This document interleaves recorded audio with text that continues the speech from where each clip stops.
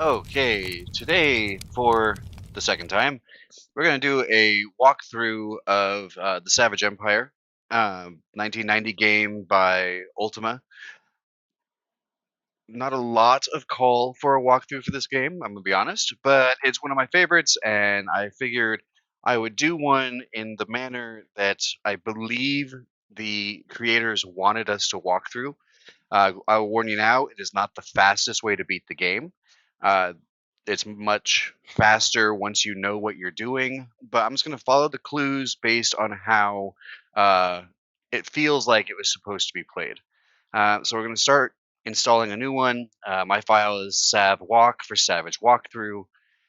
I always do save time instead of save space because I don't think there's anyone out there that has a maximum space used on their computer.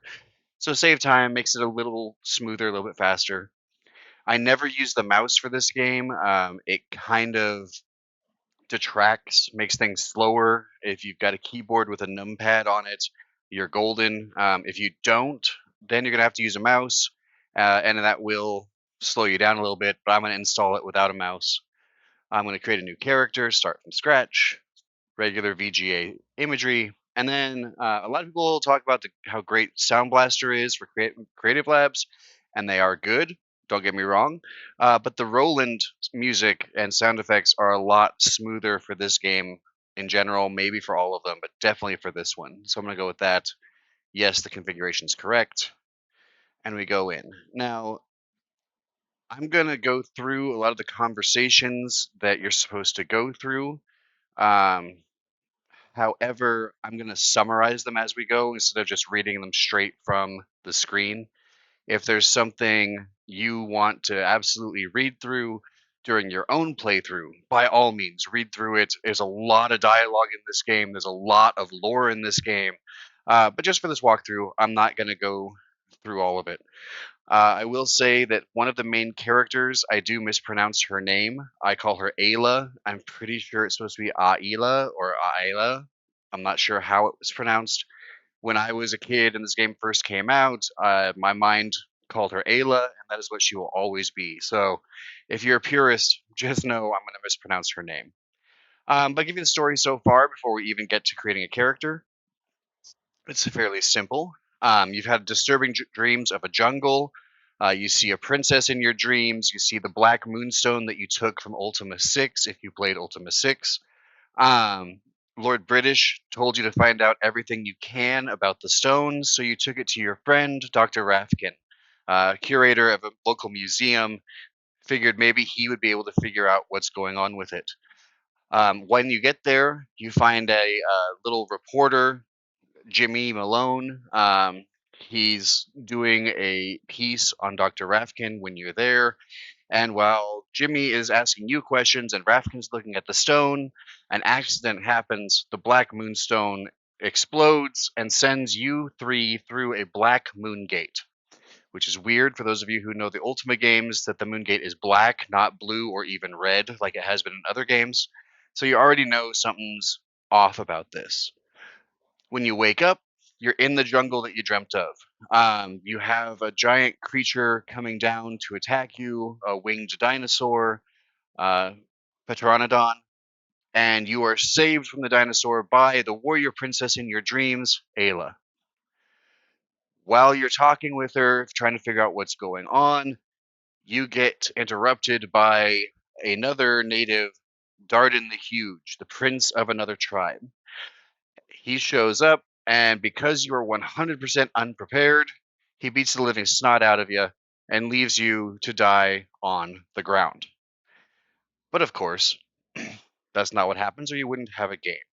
And so, after doing the journey so far and seeing what's going on, you go in to create a character. And what has happened is you have been rescued.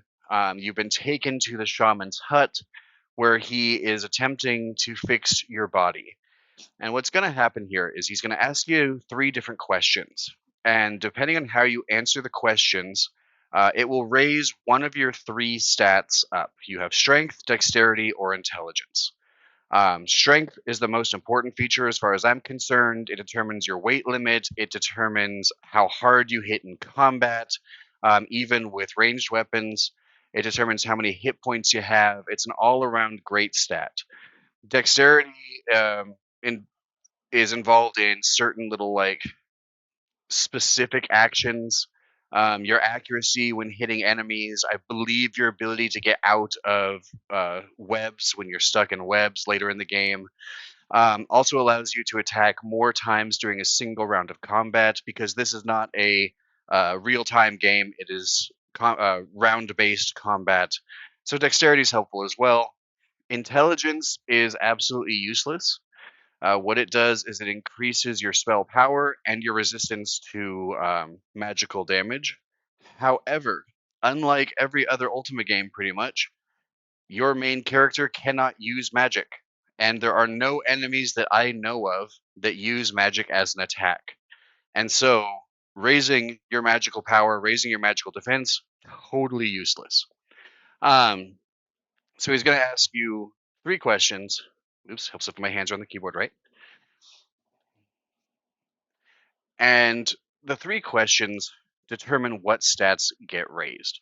So if you need to see the full list, Google Crystal Phoenix Hobbies, go to my website, go to the walkthrough section, the guides and walkthroughs, and you'll see all of the security questions that we'll get to in a second, all of the questions for creating a character. This first one, your chief has told you to guard the village while a battle rages nearby. Your chief fights in the battle. Are you going to obey the word of your chief and raise your intelligence, or are you going to join your fellow warriors in the fight and raise your strength? Like I said, intelligence is useless. Gonna join the warriors, raise my strength. The second question deals with the 2 stats you didn't take. So I took strength, which means this question deals with dexterity or intelligence. One warrior borrows another spear and fails to return it. Days later, he mislays his own spear and you find it. Do you A, return it to him and gain dexterity, or B, give it to the warrior who owed the spear and raise your intelligence? So we're going to go for dexterity. And the final question will be between the 2 stats that you took already. So I took strength first, dexterity second, which means this question is a question between dexterity and strength. So a huge, powerful warrior stands against you, demands you give him your food. Do you throw the demand in his teeth and attack him, or give him your food since he's hungry? Obviously, throwing the demand in his teeth is strength, so we're going to go strength for a second time, and that has maxed out the strength of my character. So it's 2 strength, 1 dexterity. We then head to actually beginning the game itself. Now the character is created. The one problem with the Roland sound is that it takes an extra 10 seconds to start the game, and that's literally it. Just initializing the Roland, and after it's initialized, like there, perfect. It's the better music all the way through the game. So you wake up. The shaman is glad to see you awake. He wants to make sure you understand what's happening because in your dreams you spoke of Ayla, Rafkin, and Jimmy. Note that those words are in red.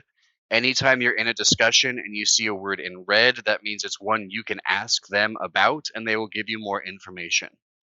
Also, always available are asking about their tribe, their job, and their name. But it gives some things. So he says, you should find these people as soon as possible. We have our first quest. Find Ayla, Rafkin, and Jimmy.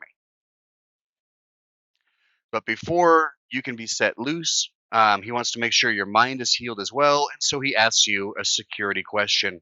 Again, all of the answers are on my website, but what sort of cover does Jimmy's notebook have? If you have the PDF of the manual, or if you have the actual manual for those few of you out there who still have the game, all of the answers are in the book. But there are 9 different questions, and the answer to this one is that it's weatherproof. The shaman is pleased.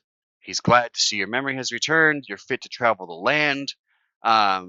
He has dreamt of you before, believes you're going to be important. So he's going to have people follow you. If you drop unconscious, they will bring you back to his hut and they will restore you to life. At the same time, his student Triolo is going to follow you. So you already start with a party member. Triolo is the only person in the entire game the only party member, sorry, that can use magic. It is very important you don't lose him. There are only 9 different spells in this game, but they're mostly helpful. And he says you can ask any questions you have now that you've proven that you're okay. So the quest he has given us, part 1 of the game. There are 4 parts. Part 1 of the game I titled The Rescue. Rescuing the 3 people they want you to find. And the first is Rafkin. He's the closest one. Word has reached in Tanya that that one stays with the Yalaru tribe to the east. Okay? We got to go to the east to find Rafkin. For Jimmy, he's heard drums in his dreams, believes that the Disquequi tribe to the south are the ones who may know where Jimmy is. Okay? So Rafkin to the east, Jimmy to the south. Warriors search for Ayla. The Urali are well hidden. Spirits won't tell him where she is. But you should speak with Alaron, our chieftain, if you wish to help in the search. And really, he does have a lot of other things to say, but for the most part, those are the 3 big ones, right? You need to find Rafkin in the east, need to find Jimmy in the south, and need to find Ayla, but nobody, even the spirits, knows where she is. So, Triolo is this guy in red. All shamans are in red. We've got Triolo here and here. All chieftains wear orange.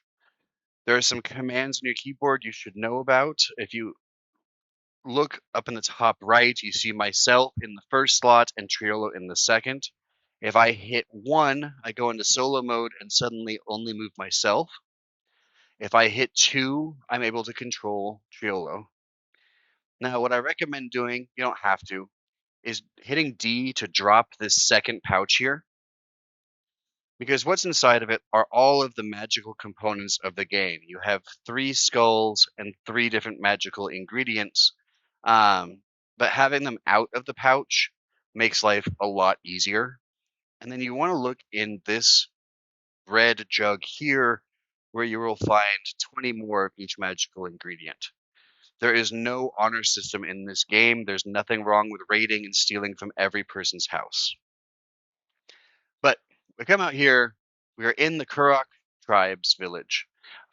You have some standard villagers, you got the male here, females here. Note that with standard villagers, all people of the same gender look identical. We have a special character down here. Don't talk to her. In some versions of the game, there is a glitch where you cannot leave the conversation. And so it's better just to never talk to her at all. But like I said, the Chiefs wear orange, so we'll talk to this guy here. An aging but mighty warrior with wise eyes.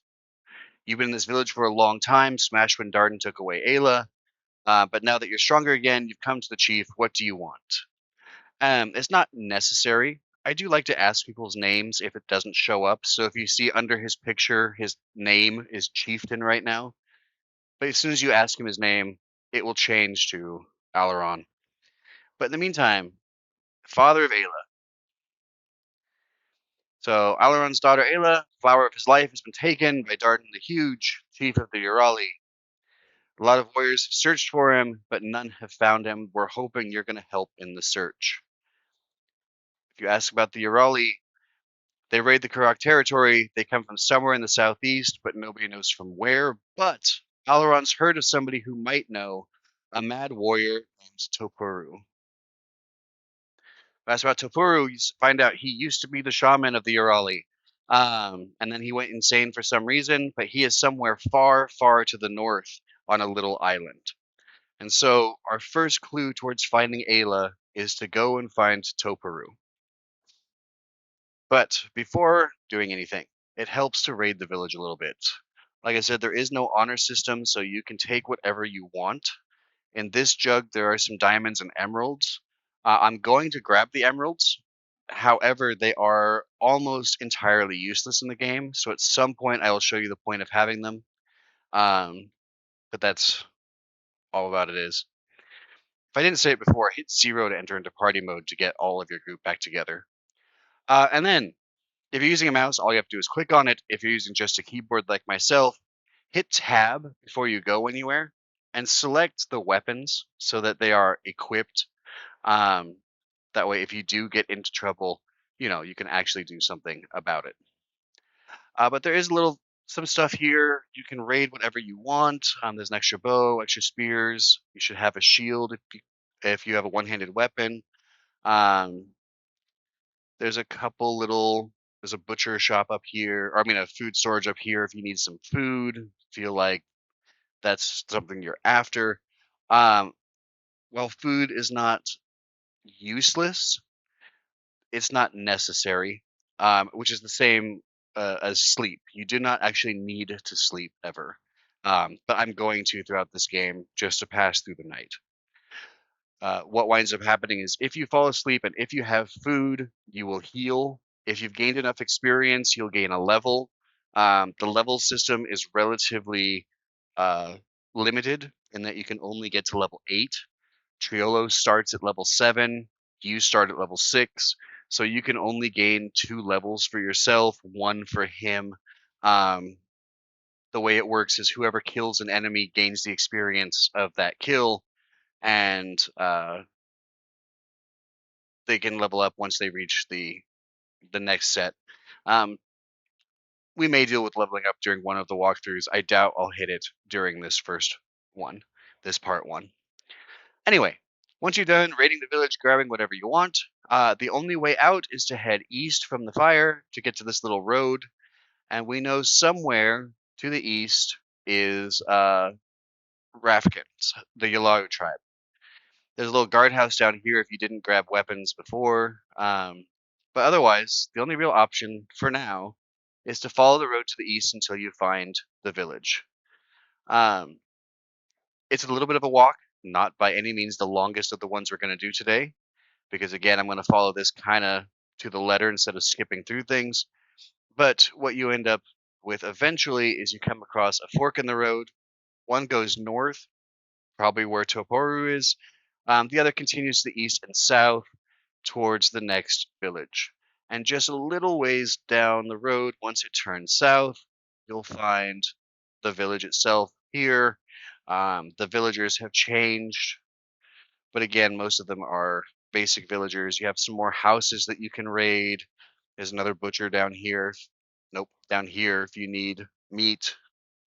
The sun up in the top of the screen is slowly heading towards the left, which just means it's setting. We've come to a new village where Rafkin is supposed to be, and he is right here just to the southeast of the main village square in this house here. Before doing that, I'm going to go to solo mode and pick up more of the magical ingredients and 1 more meat, just for the heck of it.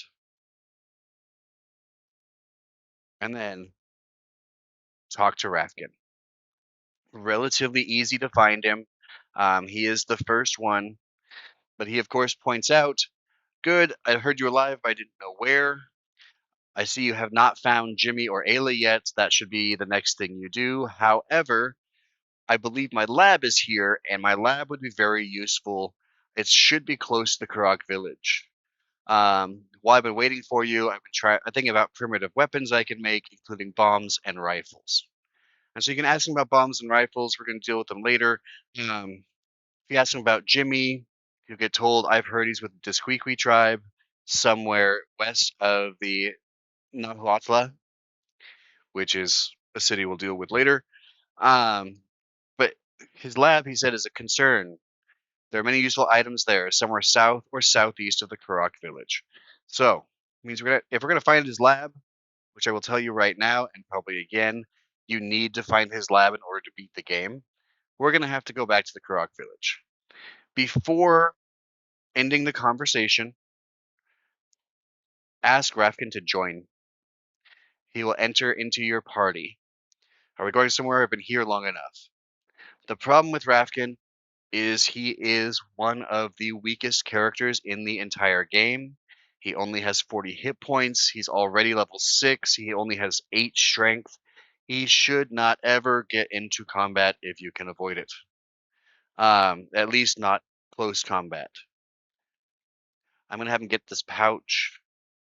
Inside the pouch are some scissors that are unnecessary, some rope that we won't need, uh, but we will need the hammer. And although the main character has a knife, it doesn't hurt to have one with him. Now, just in case there's trouble, Rafkin again should have a ranged weapon of some kind, so pick up the nearby bow and some arrows, and go down here where it says close and hit enter until it gets to range, or click on it until it gets to range. That way, if combat happens, he will not run up against whatever creature you can find, and he will instead take a few steps back and just shoot at them. So, day one, we have found Rafkin. We've got a clue about where to go. First step is to find his lab back at the Kurok village. So, gotta take the road back. This walkthrough is going to have a lot of walking. Just, I know I already said it, but it's a fair warning because this map is relatively large, and I will admit there are a lot of repetition, or there is a lot of repetition when it comes to landscape. There's only so many different types of trees, so many different types of flowers. Um, but it's very pretty. One of my problems with the second Ultima Worlds game, Martian Dreams, is that the world is huge but empty, and this one at least is not. So you get back to the Kurok village. Go south of the guardhouse. He said got to go south. So you go south of the guardhouse, and you'll get to this little river crossing. And I immediately got a message over on the bottom right that says, "I hear something to the southwest." Do not go west. Over there, you're going to find some Mormodeks, the main bad guys in the final part of the game. You are not ready for that at this stage. So he said south, southeast. We go east because we can't go any farther south thanks to the forest. What you're going to wind up coming across are some tar pits. These tar pits are vitally important to beating the game. You'll find out why here in just a minute. But once you get to the tar pits, head south from the one with the tiger in it, and you'll find this little corridor between the trees. Follow the corridor down till you get a big tree right here in your path. When you find this big tree, head diagonal to the southeast, and what you'll find is the lab.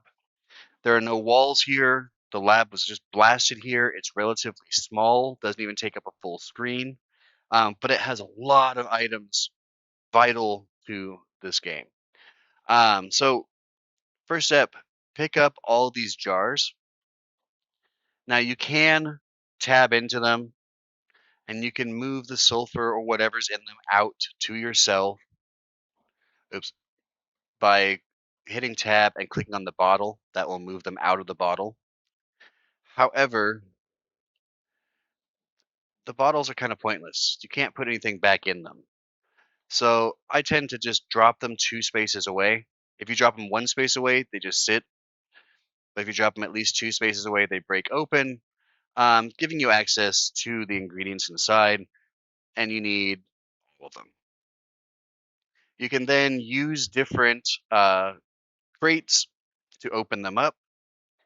This second crate from the top right is extremely important because it contains the first of 3 modern rifles and a pouch with 20 bullets in it. Only modern characters can use the guns, and that includes the flintlock rifles that Rafkin can make while he's in the lab. We're going to look at that in a second.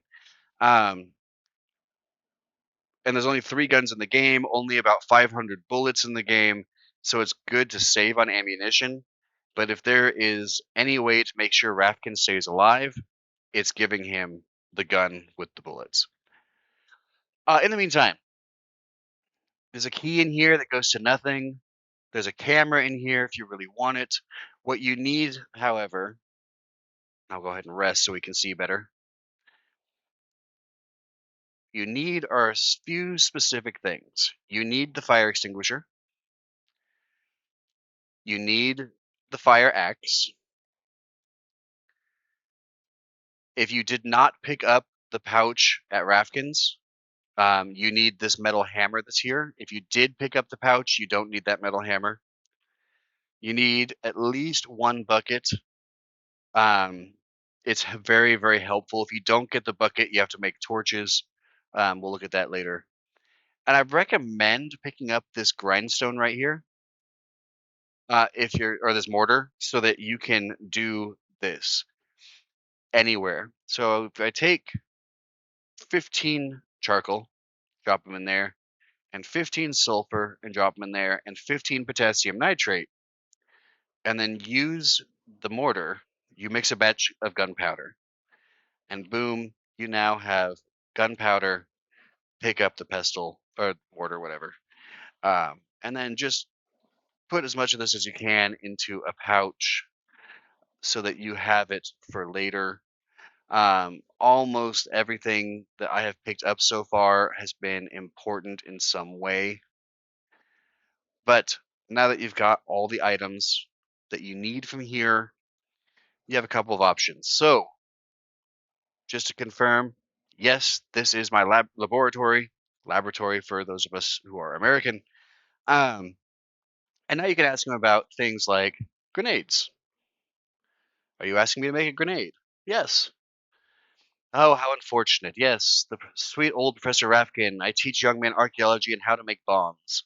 To make it, here's what you need. You need cloth covered in tar, which is why the tar pits are important. Um, you need 5 units of gunpowder and a hard clay pot.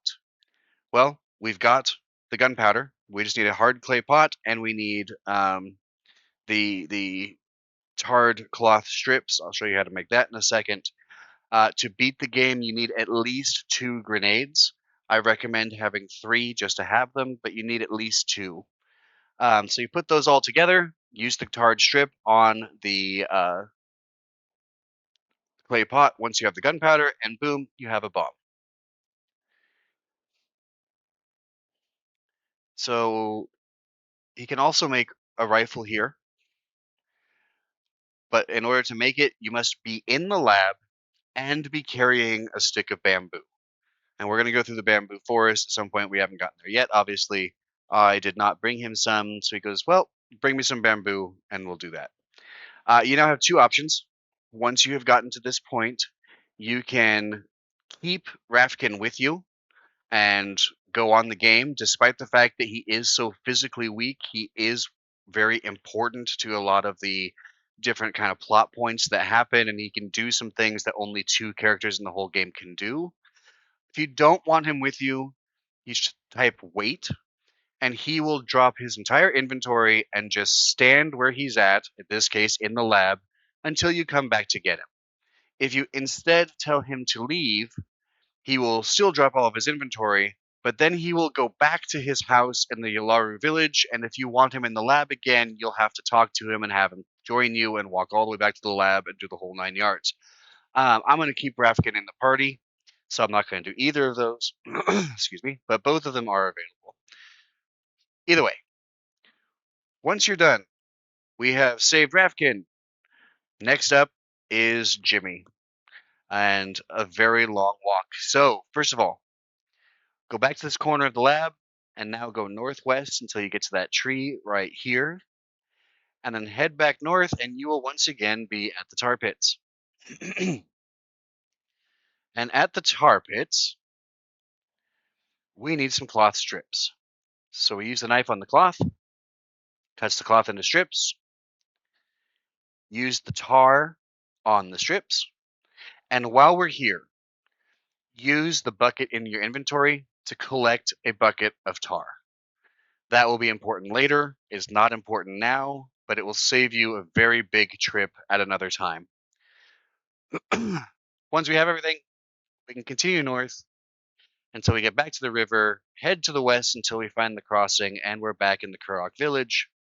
And then we now need to go far to the south to find the Disqueaky village to rescue poor Jimmy. So 1 down, 2 to go. This walk involves dealing with the Stone City, a tribe based off of either the Mayans or the Aztecs. I'm not entirely certain which, although I tend to lean more towards the Aztecs just because of the names and some of the headdresses. The problem with the city is that every single guard in town has been instructed to arrest and or attack strangers, and you are definitely a stranger. So for this walkthrough, we're going to go around the city instead of through it. They won't actually attack you unless you talk to them, but it's best just to go around. So we come out of the southern entrance of the Alaru village, follow the road. I'll probably get attacked by a jaguar or two as I go. They just show up. But we follow this road south. And by the way, if you want to follow this walkthrough step by step through a written means instead of through me talking to you, once again on my website there's a walkthrough, Crystal Phoenix Hobbies, where you can just follow the guide itself. Now you're going to come to this fork in the road. To the west there is a dinosaur, that so we're not going to go that way. An Allosaurus is a place that you need at the end of the game, not right now. So we'll continue south at that fork in the road.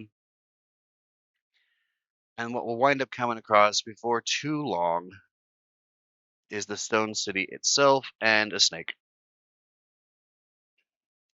Hit A to attack. And there's the Stone City. And a lot of it looks like this. And so it's very easy to get lost in the Stone City if you don't know it very well. So we're just going to walk all the way around it. And it is the largest city in the game. But we go around it, we skip all of the little side roads that go there. So at this second fork, go south again.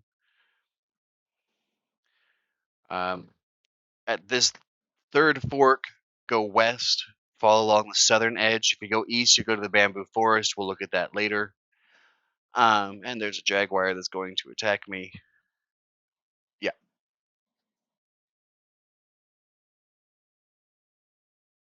Okay, he's running away. Once they start running away, you don't have to keep shooting at them. Save your ammunition.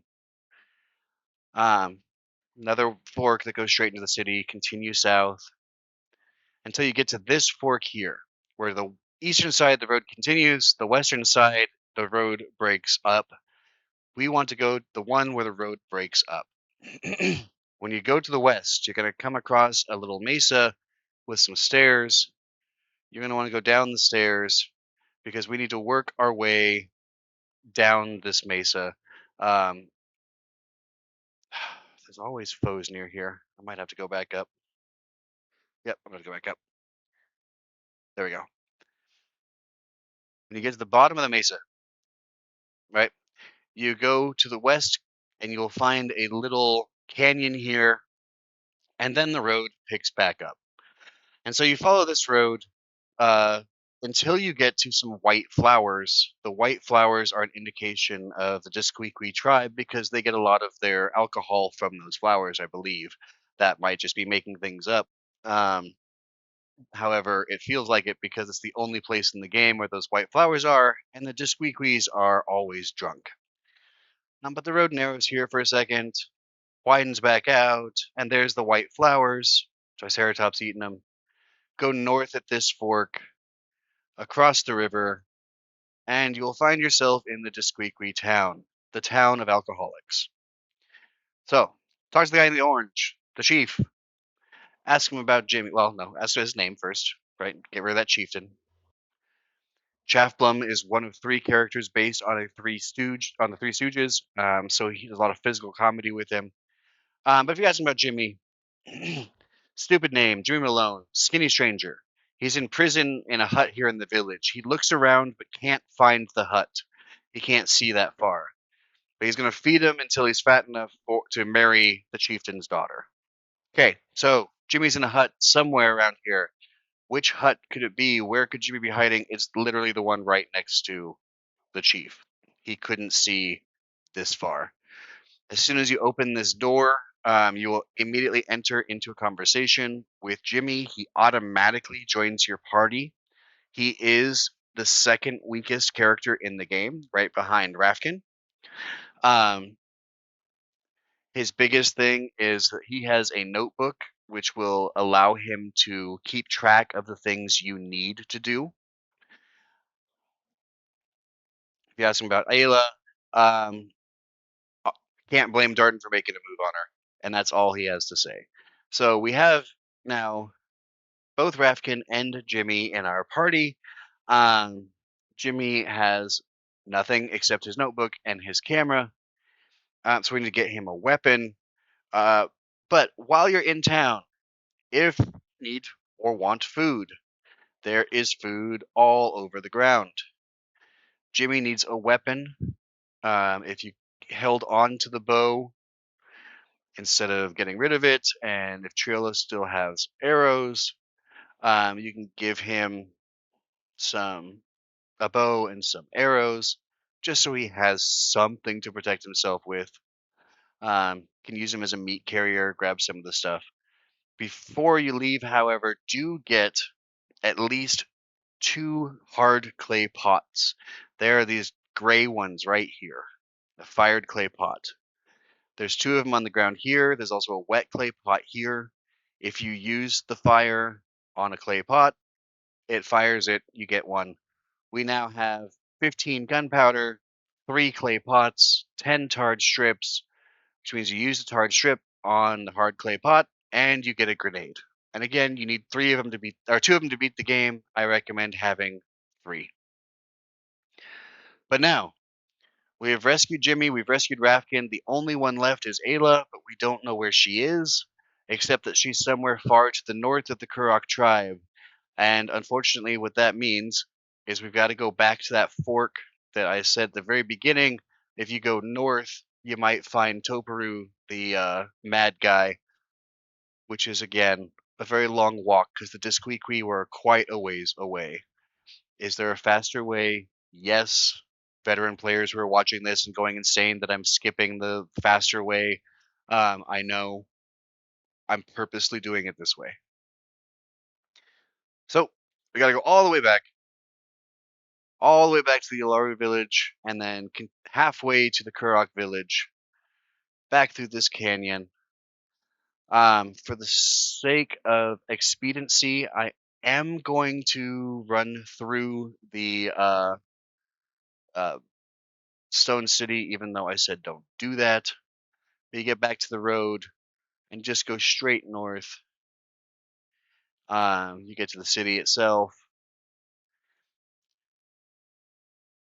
and as long as you don't really deviate, you'll come out on the northern side where the road should be right there. I went too far to the west. So you go straight through, you find the road eventually. Instead of going all the way around town, like you probably should. To the north, follow the path.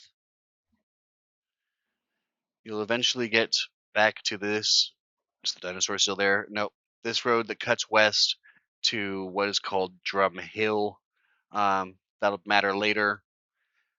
Right now, not so much because there's nothing you can do there without a specific item.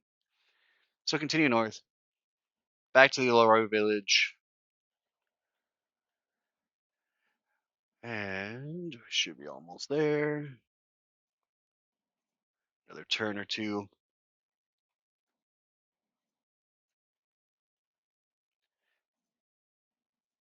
Another nightfall, but not another jaguar. That's surprising. There we go. We're back at Rafkin's little hut here.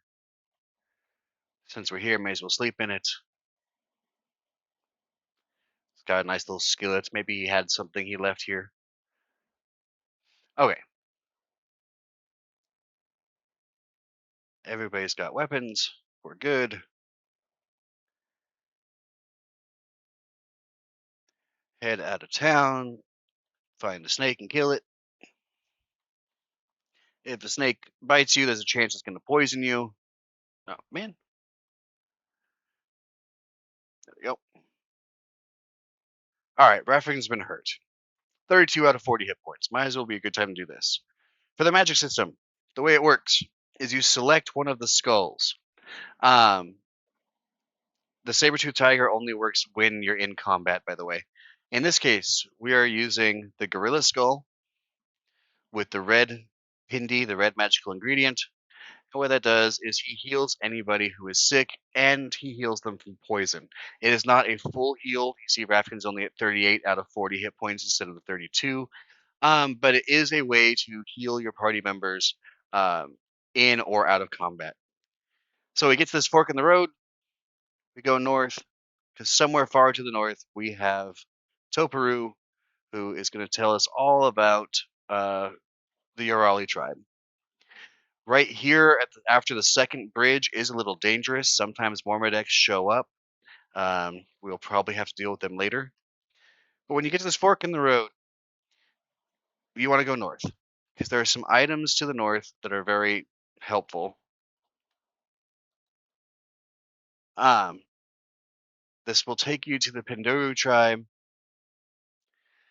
and your first opportunity to gain an extra party member who is not one of the necessary ones.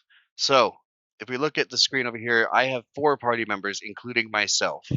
The game maxes you out at 5. You can only have 5 characters. The other 2 slots are for people who join you automatically. So, your first opportunity for a party member other than Rafkin or Jimmy is this guy right here, Doc Ray. Um, he is the 3rd strongest warrior in the game. Helpful to have around. However, if he is in your party, the actual strongest character in the game will not join you. So it's wrong thing. Not always good to have him.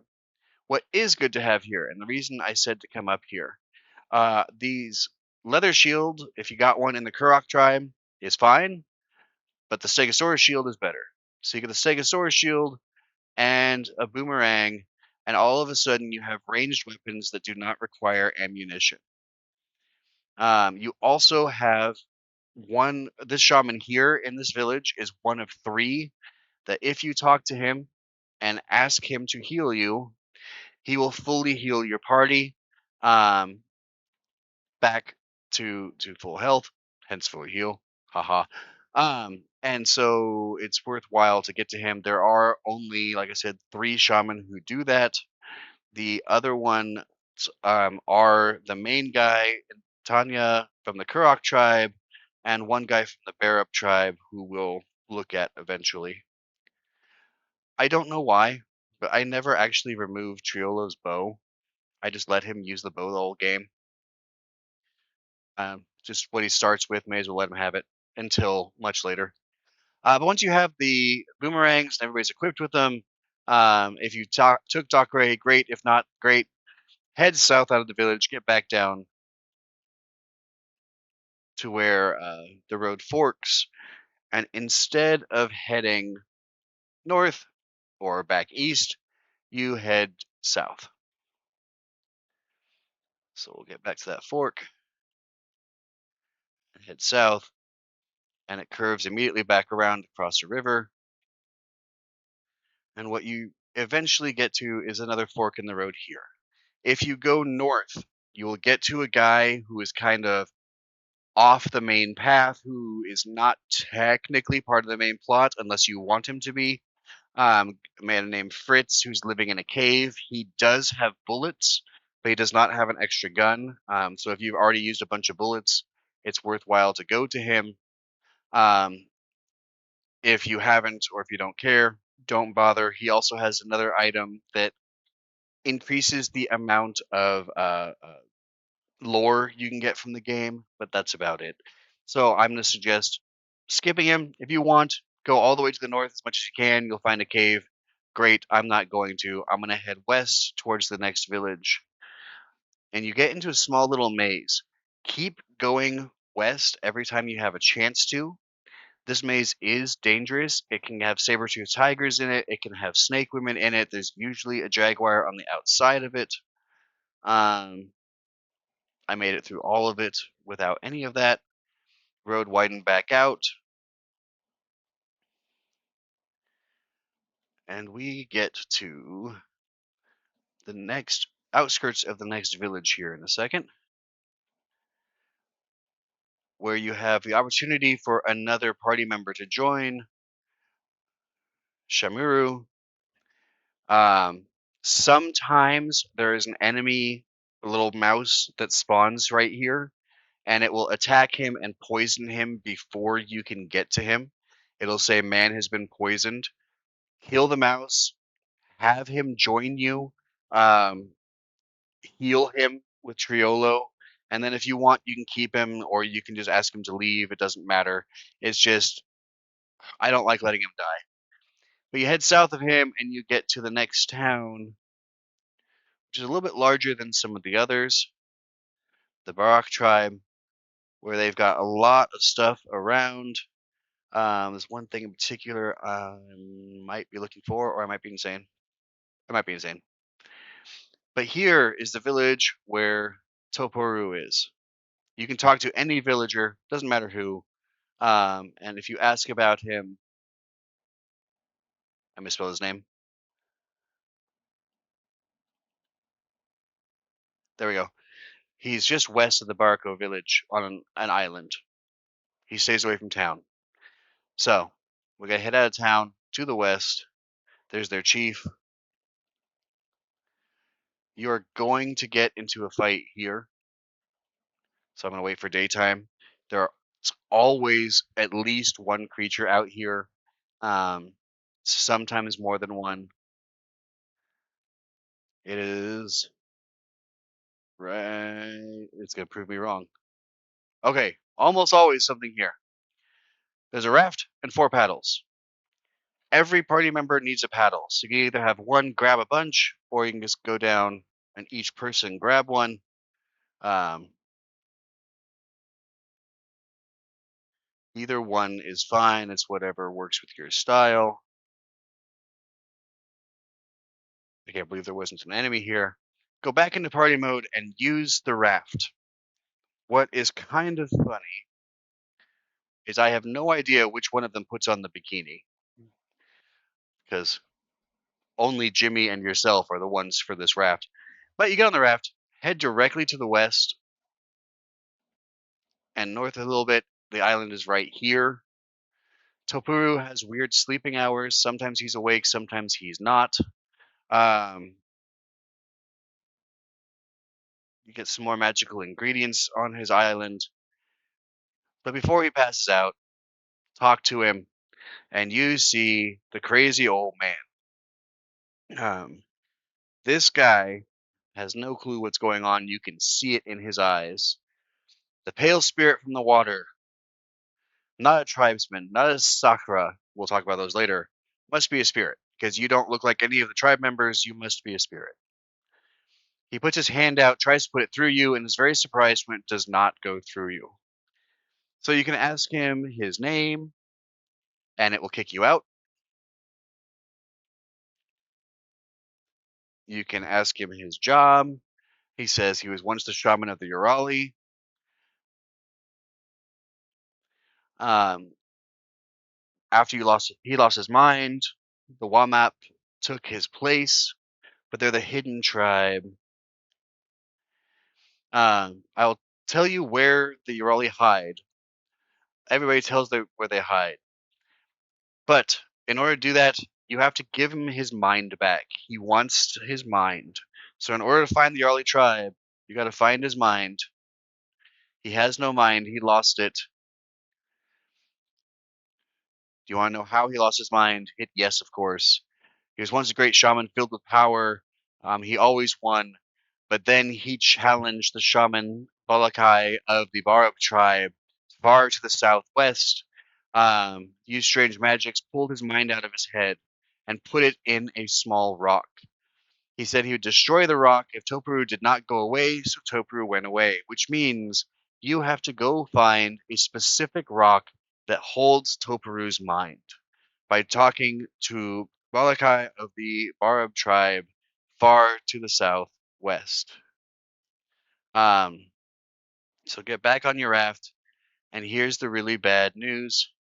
The Barab tribe is to the west of the Disquiqui tribe, where we had Jimmy. So we have to walk all the way back to the Disquiqui tribe in order to find our way to um, the Barab tribe and get his mind back up. See, he's being barely wounded. He's wounded. He's wounded. He's wounded because he doesn't fight back because he's stupid. Did it poison him? No. Okay. I'm not going to take him. I just want to make sure he's alive. So back this way through the little, not really a maze, but hedge maze, I guess, at best. Across the bridge, all the way south, back to the Desqueaquee tribe. It is not a short walk, and it's not supposed to be. Again, veteran players, yes, I know the faster way. I have the world record for the speed run of this game in both ways, full game and not full. Um, so yes, I'm perfectly aware of the faster path, but I'm following the basic game instructions. So anyway,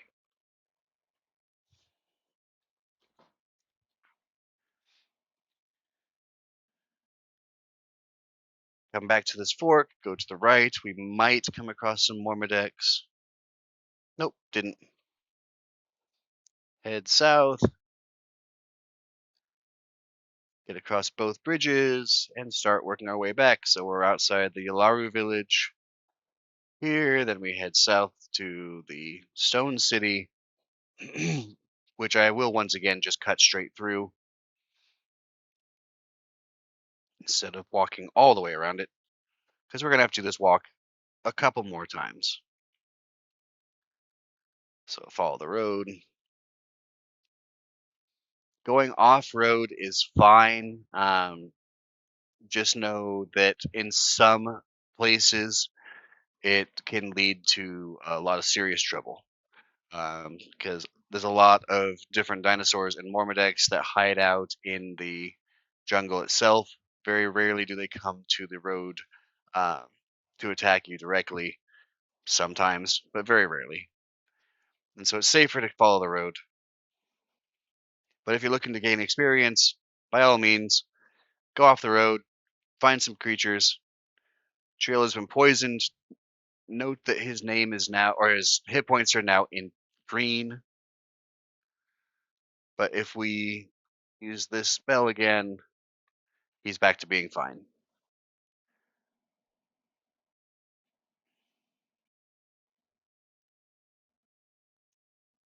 All right, wait to the Stone City, cut through it. I think where I'm at, yep, there's a few pyramids in the city. Another reason it's difficult to navigate through. Back to the road until we find the one where it cuts off.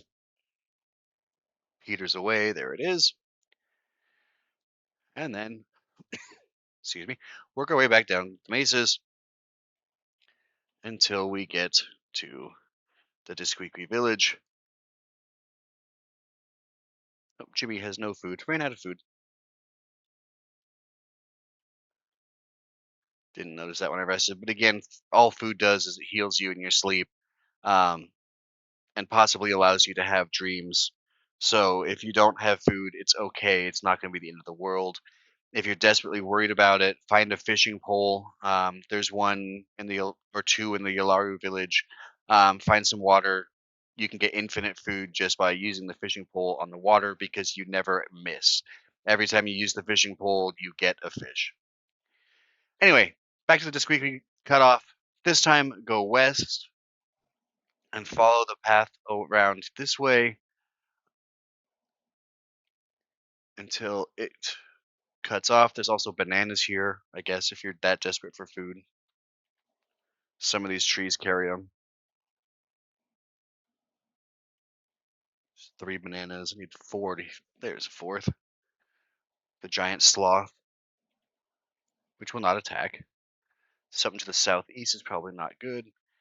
The road cuts off. There's no real evidence of which way to go. So what you've got to do is go west along this river and hug the river until you find a crossing.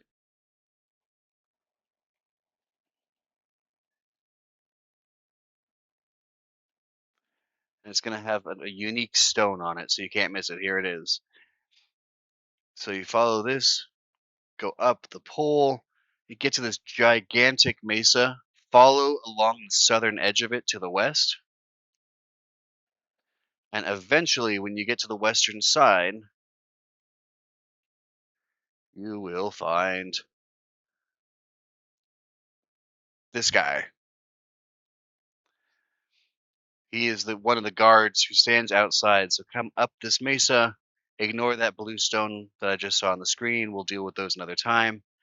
And you get to the next village. And like before, if you're running low on food, raid the town. There's usually something if it's important to you.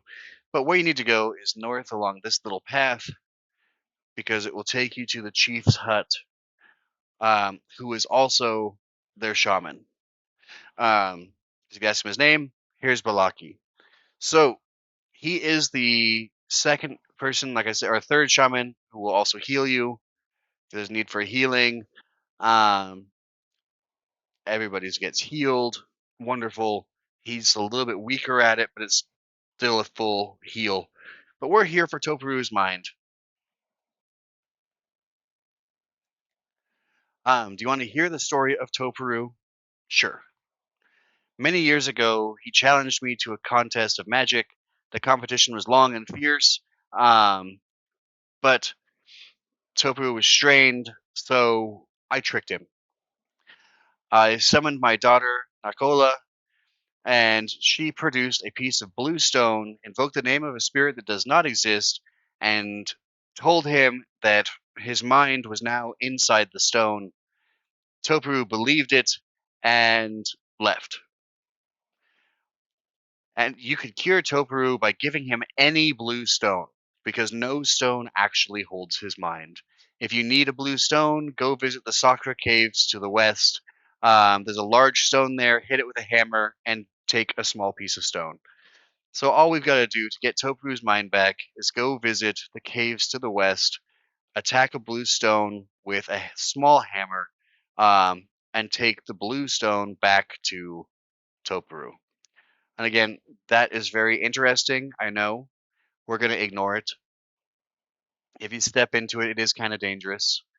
But to get to the Sakura Caves, all you got to do is follow the river to the west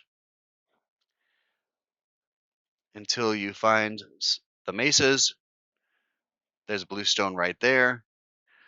Follow along the cliff's edge to the north until you get to these double stairs. And look, there's another stone right here. Um, and Rafkin happens to have a hammer. So use the hammer on the rock. Sometimes take a couple times. Strength might have something to do with it. And eventually a small piece flakes off.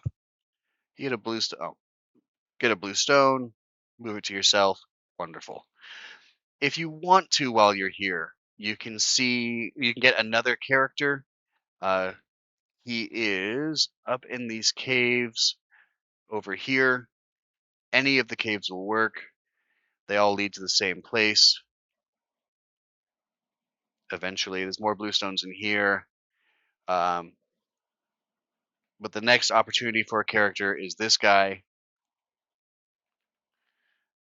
who is Kista the Great. He is the second strongest warrior in the game. Um, Better than Doc Ray. He has a high inventory or weight limit. He's got high hit points. He's great to have around. Um, so it's possible if you want him to have him join you, and he'll follow you around too. It probably would not hurt to actually have him join me, um, just for this game. However, like everybody else, he has nothing, so we're just going to give him a hammer and wander on. But his weight limit is 54 stones as opposed to 32 or 16 in Rafkin's case, 40 and 50 for yourself. So he can carry more than you can in his inventory. The top one there is the weight of your equipment. So 8 of 25, 2 of 20, 8 of 8. So Rafkin can't equip anything else. 8 of 16, and so forth. But having an extra warrior, probably a good idea. if you didn't take Doc Ray. If you did take Doc Ray and you have kept Rafkin this whole time, your party members is full. But too noisy to sleep here. Yes. Now that we've got the blue stone, guess what we gotta do? We gotta walk all the way back across the map and go back to Toparu to try and figure out where the Urali are hidden so that we can finally finish part one and rescue Ayla. So come back to the south, follow the cliffs to the east. At this ladder, you got to go down, come back up over here by this guy again, follow along the river again on the southern edge of the giant mesa of the Barab tribe until we get to the river crossing and just retrace our steps.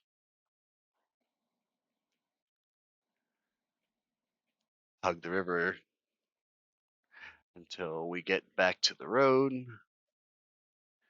And great. There's the sloth again. These were the banana trees. Like I said, there's a lot of walking. There's another bluestone there, which is why they're important. But we're ignoring them for now. And probably actually this entire run, I'm going to ignore those until it's absolutely required to use them. I don't know what's through this stretch of road, but it does not like me traveling on it.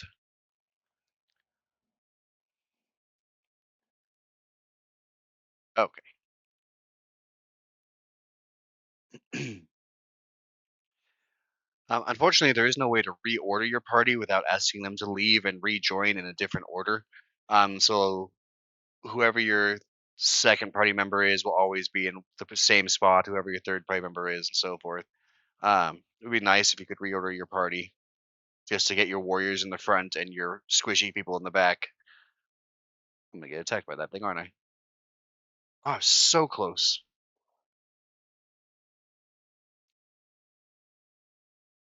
One fun thing, since it's the first thing I've killed, you can use your knife on most dead enemies and collect their meat. So there's an advantage to getting attacked now and then if you're needing food.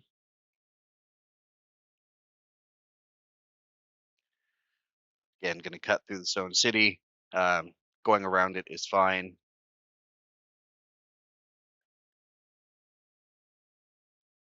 And we just work our way back to Toparu,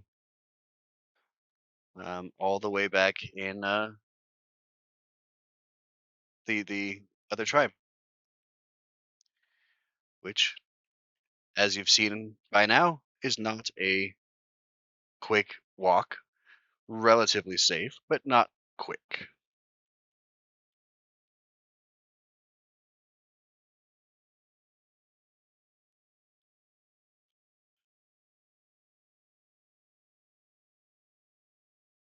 It's fallen again. I don't know how many days have passed. I have not been paying attention. Probably quite a few. Speaking of days, if you at the end of the game, you'll get a message telling you how many days passed before you beat the game. Let Lord British know, and actually, Lord British Richard Garriott in real life, um, Garriott. I might have mispronounced his name both times.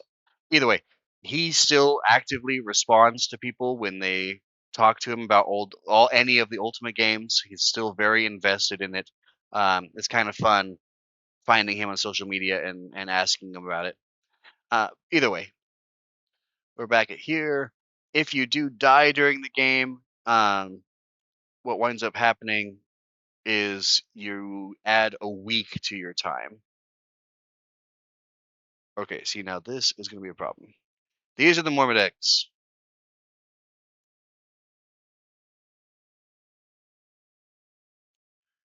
The Ant Warriors.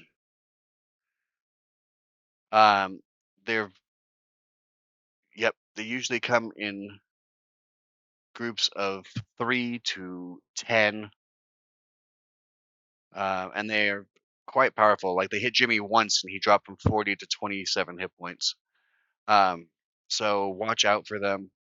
It's why at the very beginning of this walkthrough I said don't walk towards the west where they were at.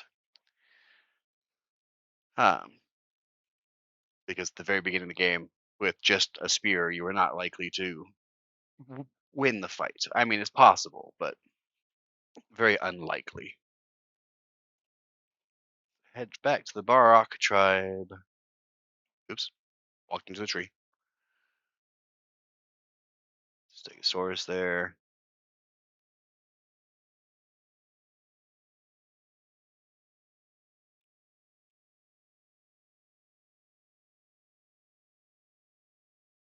Nightfall.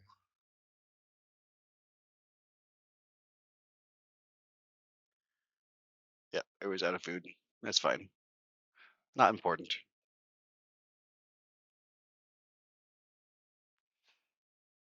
Mormon are a great way to earn experience. Like if you're needing some. And there are ways to farm Mormodex. But we head back out, go back to Topiru. After this visit with him, we no longer need the paddles. There's the other enemy that sometimes shows up. The plesiosaur will attack you in the raft, and you can't attack back while you're on the raft. So it's good to take him out. You can. And I told you he had weird hours. He's asleep. Great. So while he's asleep, let's look in here. Some food. Not really necessary, but may as well. Okay. Which way do I want to do this? Just pass the. I'll just sleep. Oh, I can't. Okay, so we'll just pass the time until he wakes up. Nope, still can't. What if I take a step over here? Down here? Over there. Does that guy count? Yeah, I can't sleep anywhere on the island, so I just have to pass the time until he wakes up. Which he may or may not do until daybreak.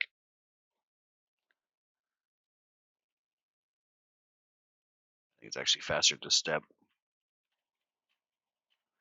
A little more jarring, but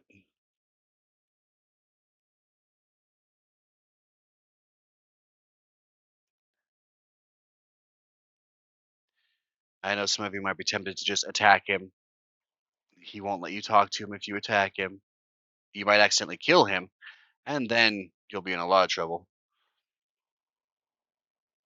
Come on, Topiru, wake up.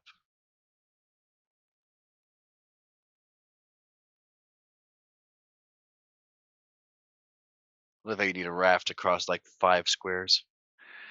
Um, if you use the human head with, I believe, the yellow, you create a light.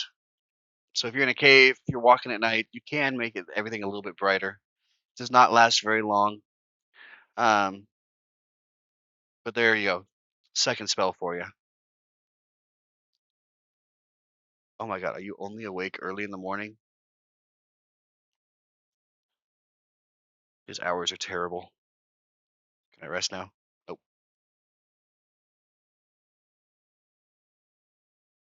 I don't see any. Huh.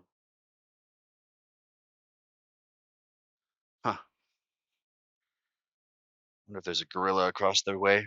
Oh, and light ended.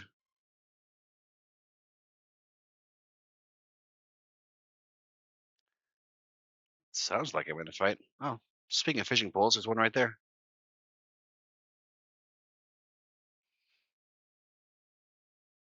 Let's go fishing. Oh, you don't succeed every time. Whoa. Maybe you just can't fish on this river? Huh. Oh, no. Oh, I ate the fish.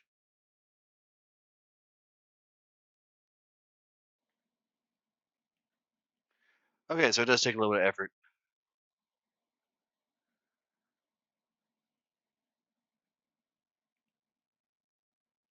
And it's kind of annoying.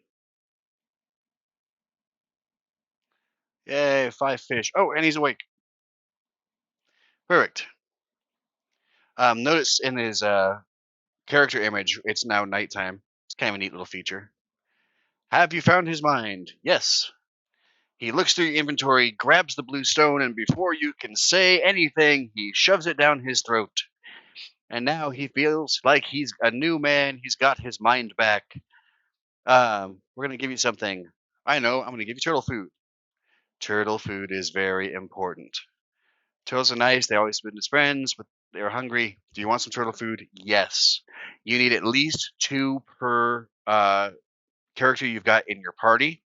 So if you've got 5 people like I do, you need at least 10 plus 1. So you need one more. So you need 11 if you have 5 people. You need 9 if you have 4. Um, so I need more turtle food. Yes, that gets me more. Now in the meantime, he promised to tell us where the Urali tribe was because they're hidden. If you know how to find it, it's really easy. Go to the Stone City. Go northeast where the cliffs are riddled with caves. The second cave from the north is a tunnel. It leads to the Urali lands.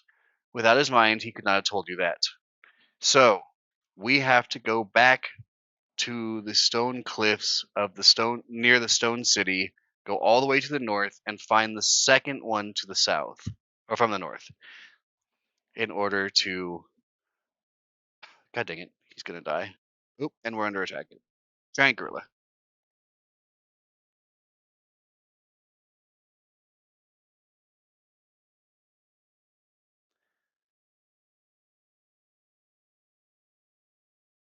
I think Shenmue is going to die. Should have said man critical.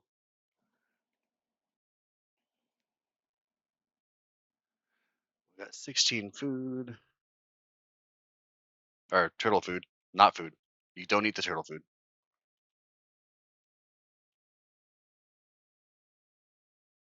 Oh, he didn't die.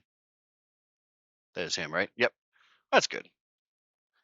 Okay, so now we gotta go back to Stone City, go to the northeast, and find the cliffs. The better way to find the cliffs is to, well, there's two better ways. The better way, as far as this walkthrough is concerned, is to go to the bamboo grove. So that's what we're gonna do. There is a better way, but we're gonna do this one. So walk all the way back.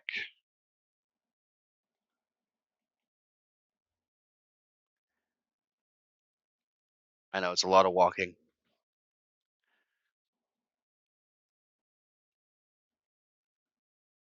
But we're almost there. All we gotta do is save Ayla and we'll be done with part 1. And hey, rude.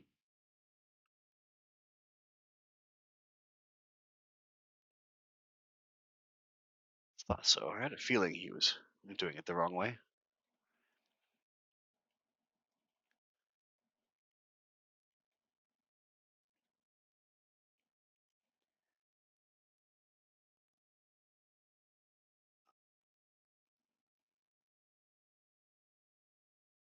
Alright, back to the Laru tribe.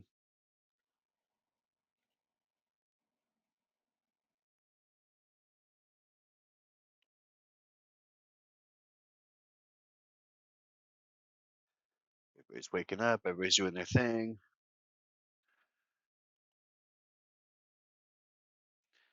Oh, this is Cherie. No, it's not. Wait, who are you and where are you going?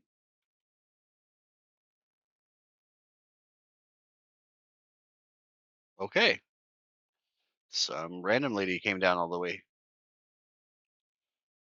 That's weird. Cherie's an important person later. I was just going to show her to you now, but apparently I'm not going to do that. Some to the southwest. Oh, dinosaur off that way.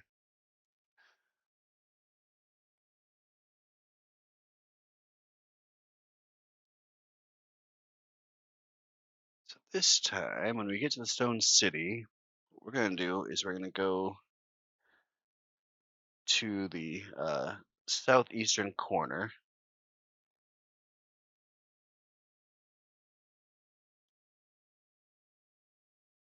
Because when we get down to this corner, to the east are the bamboo uh, trees.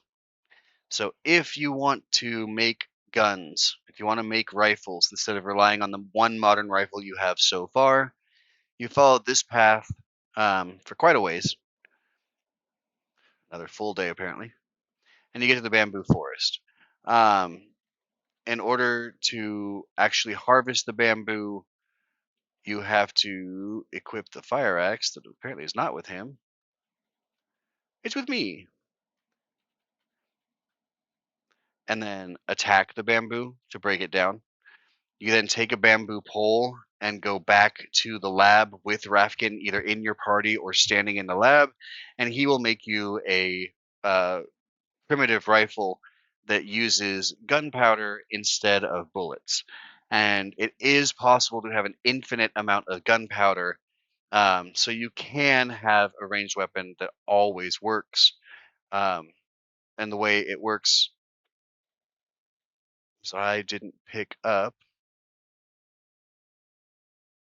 Oh shoot! I didn't pick up the item that will help.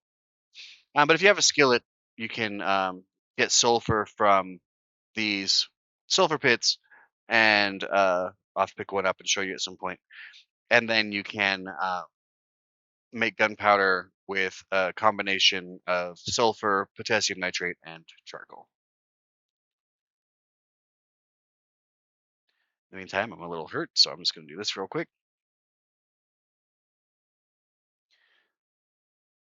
So they told us to go to the northeast of town. Here are the cliffs. Just follow the cliffs. You'll start finding some caves eventually. We want to go until we get to the second one from the north, which does require figuring out how many caves there are. But I will just show you the cave instead of following all of them. Please go along here. There's some more tar over here.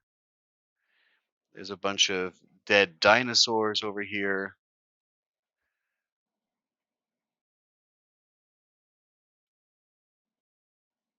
Like a bunch of dead dinosaurs. Even a dead T-Rex, which does not happen very often. It's a huge, like, just charnel pit of dinosaurs.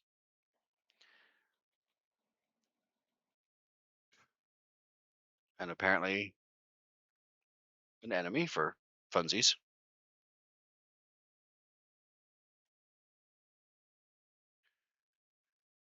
And eventually you will start hitting some caves once you get, there's one, once you get past the tar pits.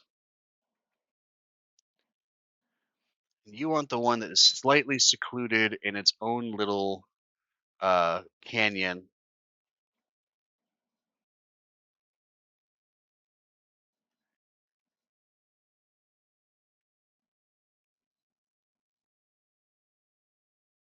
Right here.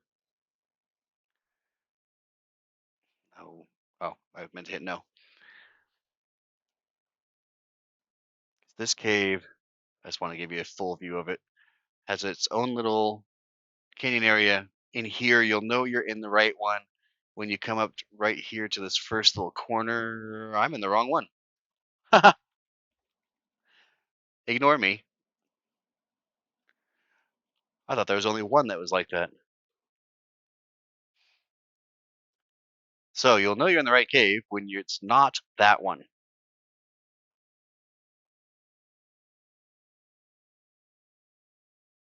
Maybe it's not the one in the canyon, and I'm just stupid. Yeah, I'm just stupid.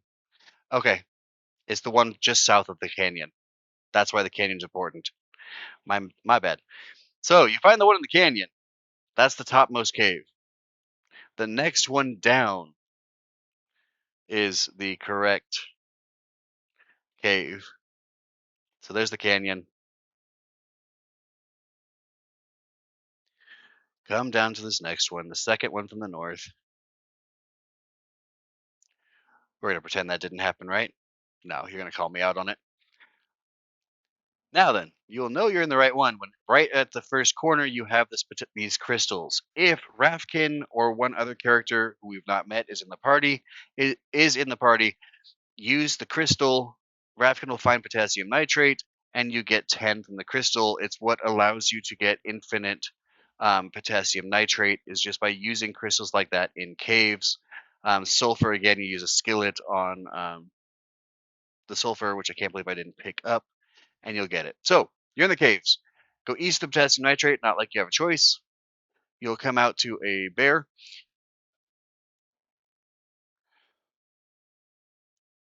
Trillo. There. Now you can all attack him. You come out to an open area. I purposely put Kista in the front just because. There we go. When you get to the first opening, go to the northeast, pass some more crystals, and take this little cave entrance here. Work your way around, continually going to the right when you have a choice. Don't go north or south unless it makes you. You'll come to a second large room with more bears, a lot more bears.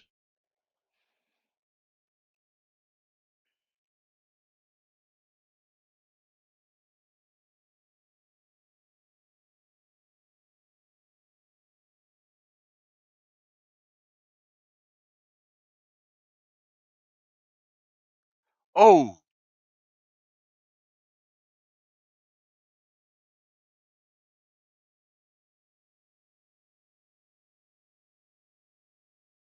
oh, Triolo died.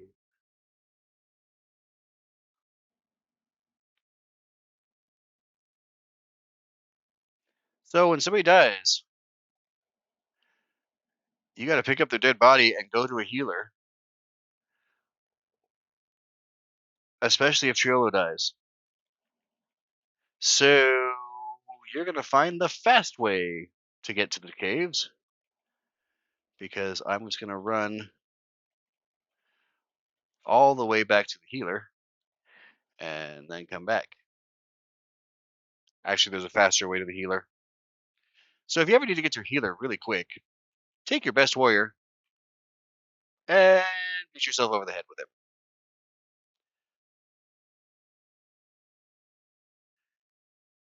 And Triolo, because you had his body on you, is now back in the party. And he's going to be in the back of the party.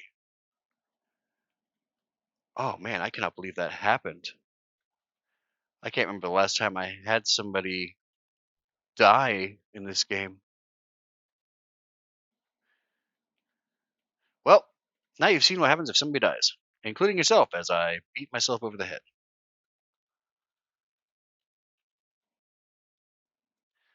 Okay, well, everybody's healed. Gotta get back to the Yolari village, and we're gonna do this the fast way. There's Cherie. Yeah, she looks unique. So, I'm not going to sleep. I'm not going to pass through the night, just to speed this up a little bit because that was not supposed to happen, obviously. Gotta love it when the walkthrough goes wrong.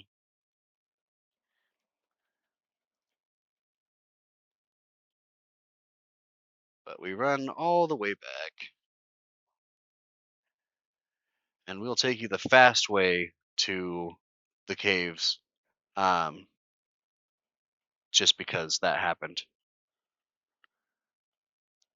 Now that you've seen how to get there, the second from the north, you can see the quicker way. All right, back at Rafkin's hut. Cannot believe that happened. From Rafkin's hut, for the faster way, head directly east. Gotta go around that tree. You will find yourself in a corridor that allows you to continue to the right without hitting any trees at all until you do. When you do hit a tree, which should be right there, head to the southeast, dodging around the trees when you need to. You'll come to the cliffs, and then just follow along, and it should be the first one to the south. Yep, there's the crystals. Okay, so you know what we're going to do? We're going to give me the gun. And at least for this portion with the bears, we're going to equip the gun. I've been trying to save bullets. You know what? That guy, that bear killed Triolo right away. So, again, to the top right, to this passage to the crystals. Do not go north or south unless it forces you to. You'll get to the second room, where we, and then you head directly to the east. Just,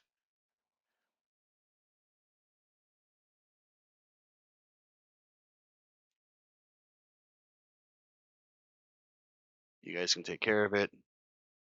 There we go.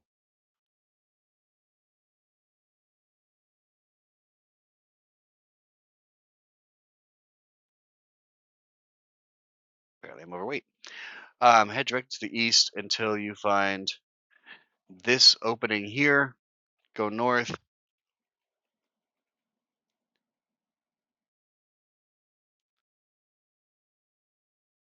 Don't want to waste a bullet. Actually, I can just take that off. And this path only has one real option. You come out on the other side.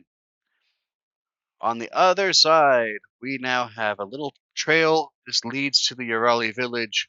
However, things are never that simple. So you come through, cross the river a couple times,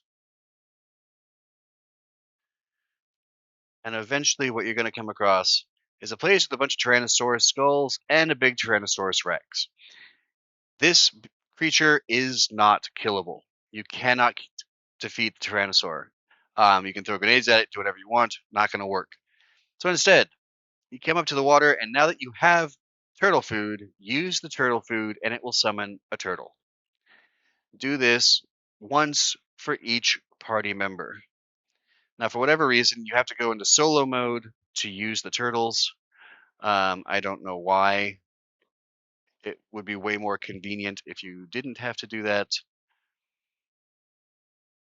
Once you're all on turtles, go back to party mode. Everybody looks like you now. And just go around this island with the Tyrannosaur on it. And then you're good. And once again, with each party member, use the turtles.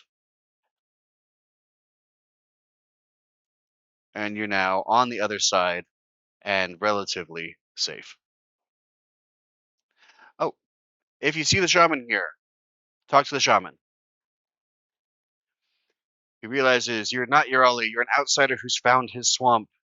I want to be your friend. Excuse me. His Wamap, the guy who defeated Toparu. Um, we'll need Ayla. Darden has the prisoner Ayla. Um, do you want her for yourself? If you want her, travel south from the Urali village, keeping to the cliffside. Eventually, you'll find a cave. Within, you'll find your princess somewhere within. So, south of the village. Here's the problem with the Urali village. Every villager will attack you. Every male villager will attack you. And they carry poison dart guns. And so they don't do much physical damage to you, but they will poison you. It's just going to happen. But you head south.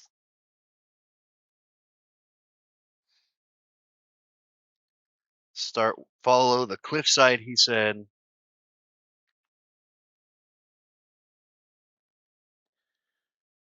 There's a little road there to mislead you. But what you end up with is if you follow the cliff, you find a cave. And somewhere in the cave is Ayla. Now, very important. You're going to have a fight here. Do not go into solo mode. If you are in solo mode, you will break the game. There is a glitch that will make it to where you cannot get out of it. And so it's very annoying. But first of all, we got to kill off all of the guards around Ayla. And there are anywhere from 6 to 10 of them. It depends on the loading. They're going to poison you. It's going to happen. Just don't worry about curing your poison until after you win the fight.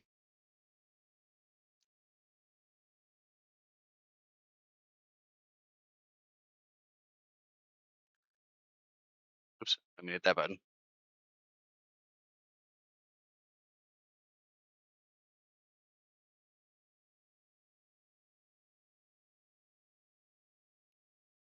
It's another one. I missed.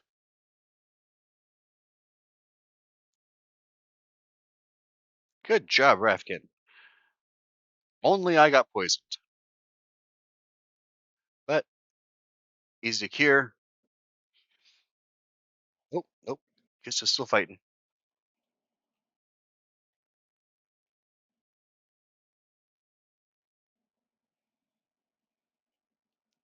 Now 2 people have been poisoned.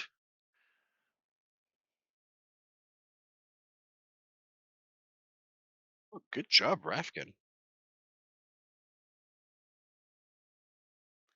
Okay, now the fight's over. When you use this door, again, don't be in solo mode. It's going to give you some little cutscene. Not exactly PC.